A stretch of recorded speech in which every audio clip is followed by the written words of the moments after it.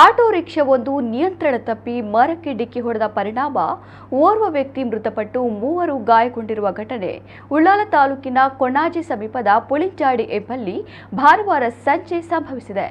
ಕಾಸರಗೋಡು ಜಿಲ್ಲೆಯ ಕುಂಬಳೆ ಮಂಜತಡ್ಕ ನಿವಾಸಿ 50 ವರ್ಷದ ನಾರಾಯಣಗಟ್ಟಿ ಮೃತರು ಎಂದು ಗುರುತಿಸಲಾಗಿದೆ.